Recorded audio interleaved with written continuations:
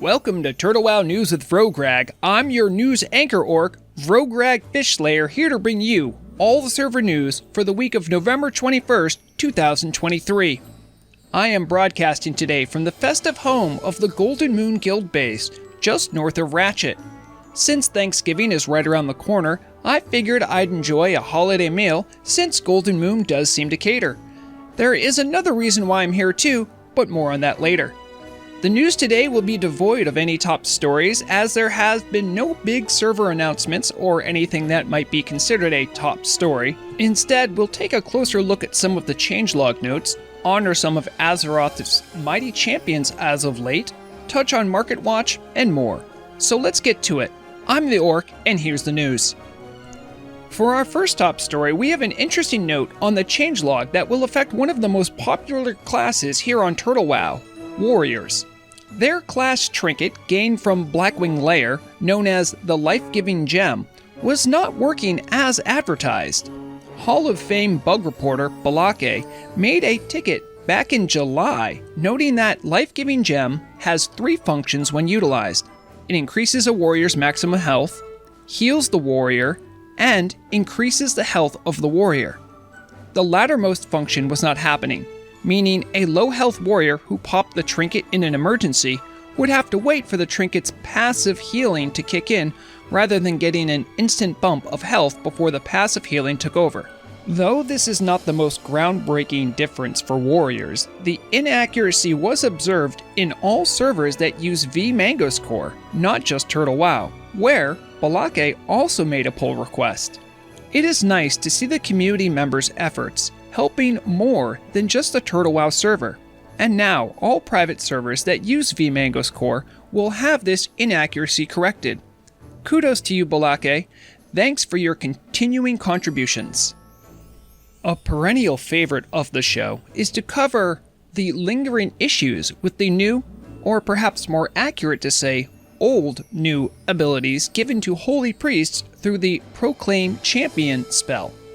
The initial class change patch, known as 1.16.1, released in early 2022 to much fanfare. For the dedicated priests of the light, however, the promised Proclaim Champion suite of spells had more than their share of issues, from not granting ranged attack power, to Champion's Grace just not existing for a long time, and other smaller, persistent bugs. Since its troubled history, a majority of Proclaim Champion's problems have been fixed, but as of the last changelog, a lingering issue has finally been rectified. See, the Proclaim Champion buff has a long cast time and a long duration. This in turn meant that priests had a 10-minute cooldown for giving out the unique Blessing of the Light.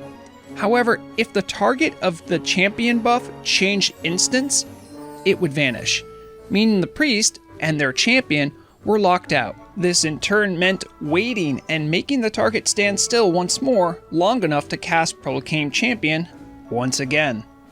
And happy news it is for holy priests, as the most recent changelog has rectified this long-lasting annoyance. We're happy to see the developers stick to their guns with ensuring this custom Turtle WoW ability works for holy priests, and allows them to have their own Sally Whitemane moment with their favorite healing target. Let us know what you think about Proclaim Champion in the comments below. Premiering today is a new segment I've taken to calling Heroes of the Week. Every so often, I receive DMs from players and guilds happy to boast about certain achievements made in-game, and in the past, when those achievements sound truly heroic, I've featured them on the show. This week, I had two separate stories that I thought were worthwhile to share. So pay close attention, denizens of Azeroth, to the first installment of Heroes of the Week. The first entry came from a Shadow Priest rightfully boasting about pushing the boundaries of what Shadow Priests can do. While in Molten Core with the raiding guild Les Croquants, Catalypse forged ahead and attempted to tank Baron Geddon. In an interview with the priest, I was given access to a VOD of the attempt and some insight into how it all worked. Utilizing a staggering 378 fire resistance, a fortunate Mind Blast crit to start the fight, and begging an innervate from a druid, he was able to withstand all of the heat that Baron Geddon could muster while keeping well ahead of the next closest threat. And on their first try as well. Evidently, there was also an attempt made on Ragnaros, but an unnamed comedian paladin put a blessing of protection on the Shadow Priest and ruined the attempt. Aside from a healthy dose of fire resistance gear, I learned that the only other thing Catalypse had to change with his talent setup was to remove the Shadow Priest threat reduction talent and instead grab the Martyrdom talent to help resist spell pushback. Thank you for sharing with the news network your heroic journey to push Shadow Priests into new spaces, Catalypse. I look forward to hearing more of your adventures in tanking soon. Our second story in Heroes of the Week has been a speed run race heating up in the coldest place on Azeroth, the Dread Citadel, Naxxramas. Since new gear, new consumables, and some new character builds have been made available since 1.17, two guilds have been vying for the quickest Naxxramas run, Doom Turtles and the Thunder Ale Brewing Company. Doom Turtles is a coalition of some of the finest raiders on Turtle WoW, and has changed leadership multiple times, but carries with it a legacy of excellence. Meanwhile, Thunder Ale Brewing Company, better known as Tab C, is the oldest raiding guild on the server, having server first Naxxramas as a feather in its cap, and is no stranger to speedruns. This last Thursday, Doom Turtles shared with the news network a 1.17 record-setting run, clocking in at 1 hour and 52 minutes, a blazingly fast speed. I was able to confirm the time of this run through access to both the logs and a recording of the event. Then, just days later, Tab C let me know about their quicker time of 1 hour and 48 minutes done over the weekend. Much to my shame, I don't have the technical know-how to confirm speedruns beyond watching a recording. Logs are notoriously unreliable, so I didn't want to risk the journalistic integrity of the program on something I couldn't verify independently.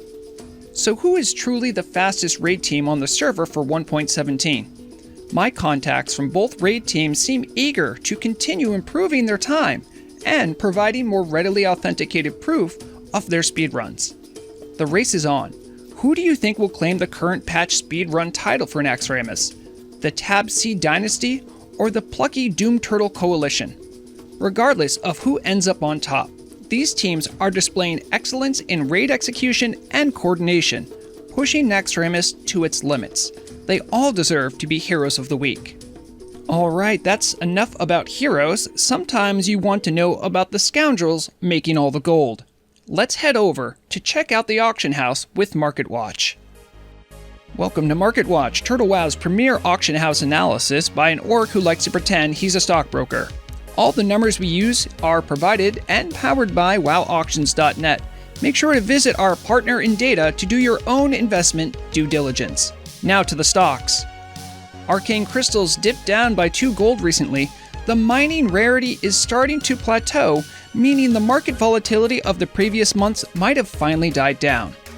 Black Lotus gained some steam, trending up about a gold, finishing at 25. Much like Arcane crystals, Black Lotus seems to have mellowed out from previous market volatility. Cured Rugged Hide trended flat, staying near the 23 gold mark, but did have a sudden spike on the 17th up to nearly 31. The hide is still seeing high volatility, but remains near historical norms. Bronzeblood shows strong growth in value, trending up 10% and beginning to flirt with the 1 gold mark. Historical trends indicate that Bronzeblood could easily rise up to above 1 gold if supply keeps failing demand. Large Brilliant Shards fell early recently, but have since stayed close to the 3 gold valuation. The slow bottoming out of the price may actually mean an end for the tragic fall in the price of the enchanting reagent, and that demand is finally pushing back. Mooncloth had a dynamic 2-week period, falling close to 17 gold but rocketing up to 22 on the 19th, even though it trended the 2-week period pretty flat. The cloth is still pretty cheap given historical context, but spiky demand ensures no one knows quite where it will end up next. Stone Scale Eel trended down less than 10%, but still is maintaining an over 1 gold valuation. This recent price surge remains ahistorical, but as long as the current fishing situation persists, fishers will keep raking in the clams. On to the S&V 7, the index made up of all the stocks previously mentioned. Debuting this week is a monthly look at the S&V 7. We can see that since October, the index remains around 20, with only minor variations day to day. Pulling out, we can see that the index is certainly higher than it once was, but its flattening means a healthy, steady economy is likely ahead. That completes this week's market analysis. MarketWatch hopes you found this information useful. Make sure to keep an eye on your coins, otherwise someone else will for you. Let's get back to the news, but first, a promotional segment. This Thanksgiving weekend, prepare for the first of its kind on this server. Azeroth's next top Mog-el. A transmog competition open to any players who want to strut their stuff. There will be a gold prize for the best in show, as well as other prizes for categories like Best Class Fantasy, Best Race Representation, and Most Unique. So come show stream what makes your look the best. This Saturday, noon US East Coast time, at the Golden Moon Guild Base near Ratchet. Hosted by yours truly, and probably Murog if she feels like it. Entry is only 5 gold, and I will be donating some of my own gold to sweeten the prize pot. Keep an eye out for a post over in the event channel for more details. Come share your passion with the community, and maybe you will be crowned Azeroth's next top Mog-el. Before we go over the changelog, I had a piece of exciting news for the roleplay community. Roleplay enthusiast Tristan has made a website, theturtlearchives.org, a website to help share all the many deep and fascinating stories created by roleplayers here on the Nordrunar server. The hope is that this site can be a repository of art, profiles, and of course all the goings-on of the characters of the Turtle WoW world. If you're a roleplayer here, the Turtle Archives is a must, and if not, it might be a nice way to see what the roleplay community is up to. Who knows, maybe you'll be inspired to join in on an event, or spot someone from an article and be able to add your own flavor to the ever-changing world within the Turtle WoW RP community. The site should be launching November 25th at turtlearchives.org. Thank you, Tristram, for your contributions to the Turtle WoW world. We look forward to the transformative power that this site could hold. Now, onto the changelog. Like in the previous week, the changelog was not widely impactful. Most of the 27 notes made in the changelog were small in scope or simply small bug fixes. Let's check out the changelog for November 15th to do a rapid-fire changelog roundup. The Infinite Dragon Spawn of Black Morass should now give 5 reputation per kill up to friendly with the Wardens of Time faction. Greater Nature Protection and the smaller Nature Protection Potion should now effectively stack with Elixir of Greater Nature Power. The Windstones of Silithus have had another go-over from the developers trying to fix their respawn times.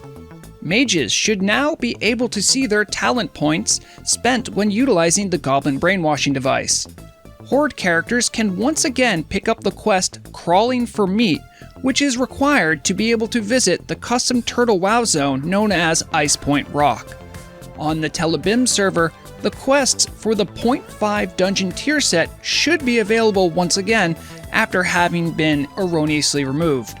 And of course, who could forget that the revealing Daisy's Hot Pants can now once again be obtained from Daisy's gift box. Make sure to check out the changelog for yourself to stay on top of any news that might affect you, and keep an eye out for the new changelog due out soon for the next week, posted on the forums. That concludes this week's news. I appreciate you spending time here and keeping up to date. Make sure to like and subscribe to the channel to keep yourself abreast of all the Turtle WoW news. You might catch me on the radio in-game if I have time for a midweek news update. If you'd like to reach me for a news story, my contacts are listed in the description of the video, as always. This weekend should be a special stream, so I hope you're able to drop by for the first Azeroth's next top Mog-el. We always have a good time hanging out in-game or in chat during the streams. The catering here might be offended if I don't eat some of this turkey soon, even if it suspiciously looks like a fish fillet. So I need to eat, but first I'd like to wish all the US viewers a happy Thanksgiving from the Fish Slayer household. I hope to see you all again soon. Make sure, no matter what you're doing, to have fun. Be safe, and as always, remember, the deadliest weapon is knowledge.